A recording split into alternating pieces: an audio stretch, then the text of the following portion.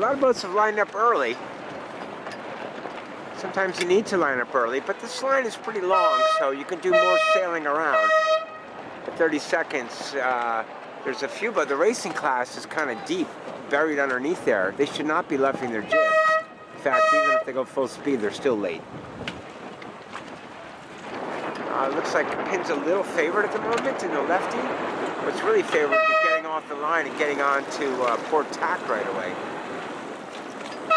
Start going forward.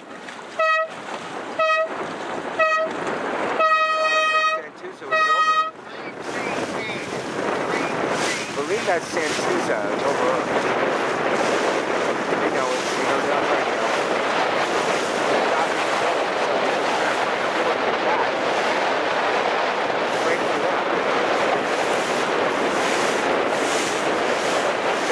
Emerging in the blue boat. And these boats get off on port, which is a good thing. More boats are about to tack down there. Wow, they get around.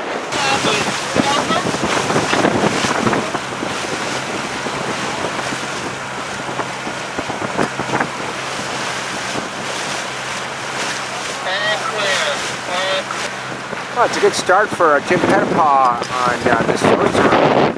One of the boats got off on port right away. It looks like Trevor there on the white boat pinning both Franzel and John Power from tacking. When they finally go, that immediately releases Franzel to go, and John Power will probably be close behind the tack. And they're just going now. Everyone on port now, halfway up the beat.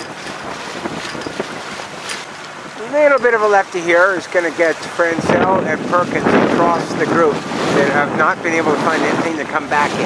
That group is now way off to the right of the mark, and they're really far away from the mark now. These guys are directly underneath the mark and are in good shape. A little lift by John Power's boat. That could, I don't think it's going to hold, but it's good for the moment. And nice little breeze over here for the leaders. They're still going to be 1-2. The group coming in from the side has nice pressure. So even though they're sailing a much greater distance, they'll be not too far behind the early leaders. John Power's little puff did cave in, so it looks like he's third. And Charlie Quigley, who also went left, might be fourth. John Power's yelling tack across. Well, they're not going to say tack. He's going to tack in there. That's not going to work. He's tacking way too close to Trevor, who luffs up just as John finishes the tack. But John's not making the mark now.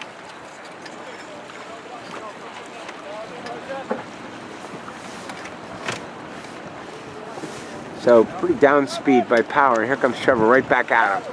Tack complete. John needs to tack now, and we'll have trouble making the mark.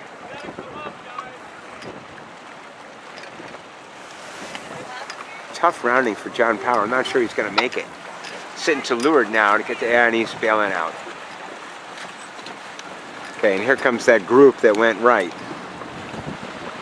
They're all going to have John Power, who should have dipped Trevor in the first place. Second try for John Powers will work. There's the sorcerer who had a very good start. He's up in the top third.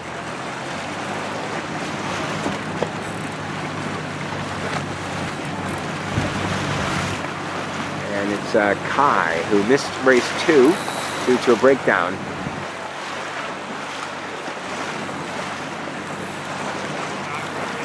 Wow, that was quite a big turn around, practically going back to the windward mark.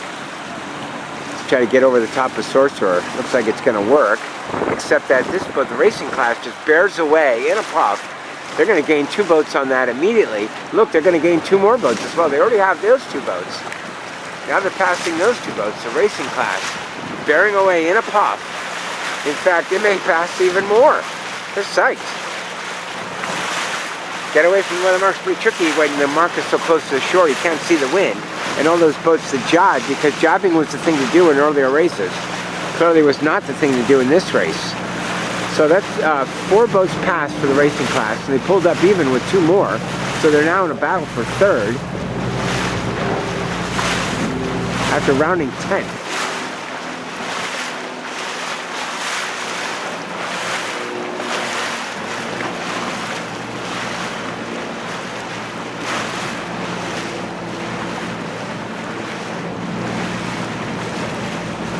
Well, those are narrow boats.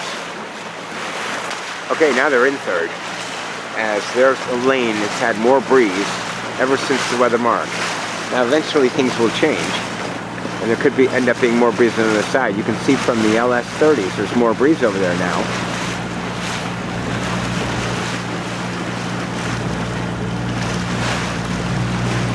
And here comes another little thumbprint of wind for the race class, and they take off again.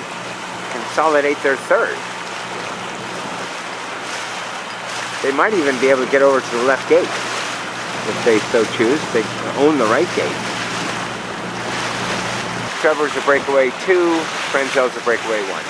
Alright, now the racing class jibes, but they want to bear off and wing as soon as they can and stay away from that other boat.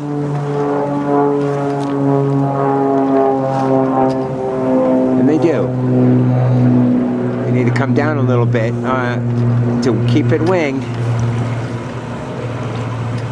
We're losing a little bit here, not winging. There we go. Well, Wasabi had to go kind of high to get their air clear, and that little extra distance is going to allow the racing class to get to this left-hand gate ahead of Wasabi. And so there they are, driving the jib. Start getting the jib in and the main ahead of time a little bit. Jib's maybe in a little too far too early. Now it's just right. And now it comes in the rest of the way. Everybody should be on the rail hiking. There's breeze coming. Let's hike out.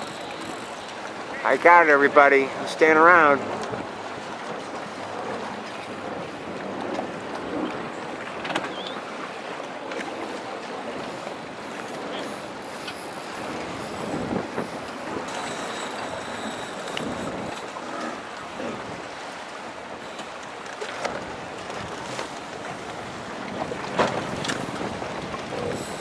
Ooh, wonder if we can pick up a boat here if we stick the bow in there, because Sorcerer's Main is out too far. Well, I didn't quite get them all the way. We did get a little height, but not enough speed to poke all the way through.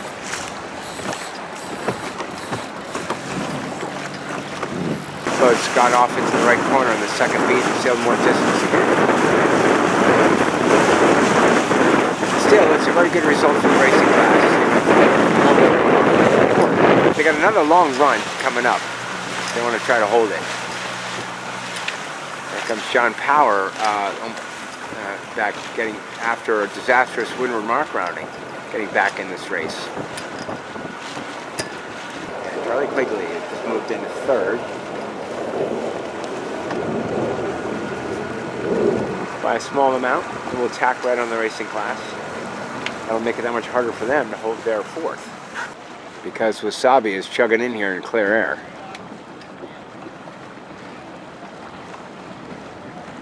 But a little crowding there on the ley line for the mid-fleet group, but they're getting around orderly. So nobody's jibing anymore, which was a disaster for those that did on the first lap. Used to be the thing to do in the earlier races. There goes the racing class, so they jibe. A little bit of a spin after the jibe. Now they round back down to wing. Not very costly, although they still don't have the jib fully winged, but now it's going.